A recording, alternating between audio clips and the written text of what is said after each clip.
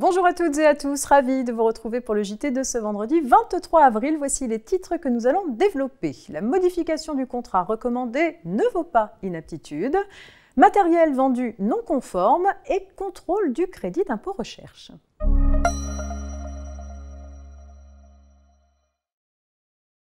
Dans l'affaire qui ouvre ce JT, le médecin du travail avait déclaré inapte au travail de nuit une salariée d'un casino. L'employeur s'était exécuté et avait affecté l'intéressée à un poste de jour. Mais la salariée avait contesté l'avis d'inaptitude devant le conseil de prud'homme et obtenu qu'il y soit substitué un avis d'aptitude avec réserve. L'employeur défendait quant à lui la thèse de l'inaptitude. Il soutenait notamment que l'avis du médecin de travail nécessitait de modifier le contrat de travail de la salariée et qu'il ne pouvait dès lors s'agir que d'un avis d'inaptitude. La Cour de cassation a néanmoins rejeté cet argument en posant pour principe que la circonstance que les mesures d'aménagement préconisées entraînent une modification du contrat de travail du salarié n'implique pas en elle-même la formulation d'un avis d'inaptitude. Il s'agissait donc bien dans cette affaire d'aptitude avec réserve, même si le médecin du travail avait employé le terme d'inaptitude et que ces préconisations nécessitaient de modifier le contrat de travail de la salariée en l'affectant à un poste de jour.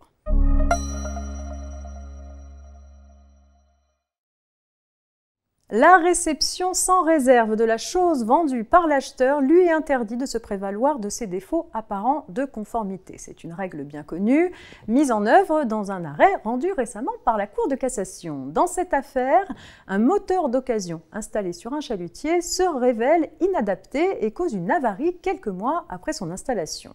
Poursuivi en justice par les propriétaires du bateau, l'installateur se retourne contre le fournisseur du moteur, lui reprochant un manquement à son obligation de délivrance. En effet, il lui a vendu un moteur destiné à équiper des bateaux de plaisance qui ne peut pas être installé sur un bateau de pêche.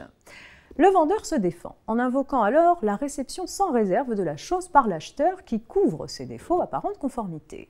L'acheteur étant un spécialiste des réparations navales, il était, selon le vendeur, en mesure de déceler le défaut de conformité du moteur lors de sa réception. Précisément, il ne pouvait pas ignorer qu'un moteur à 2 turbines destiné à équiper des bateaux de plaisance était inadapté à l'installation envisagée.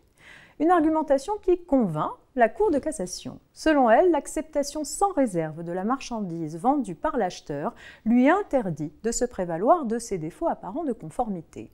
Or, l'acheteur avait bien remarqué à la livraison que le moteur comportait 2 turbines. En sa qualité de professionnel, il savait nécessairement que ce type de moteur ne pouvait pas être installé en l'état sur un bateau de pêche.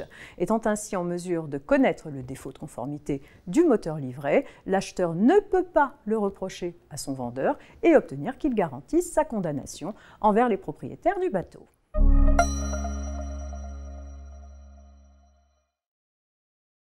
Contrôle du crédit d'impôt recherche pour terminer. L'administration fiscale est en principe seule habilitée à notifier des rectifications au titre du crédit d'impôt recherche. Mais elle peut solliciter le ministère de la Recherche pour qu'il vérifie la réalité de l'affectation à la recherche des dépenses retenues par l'entreprise.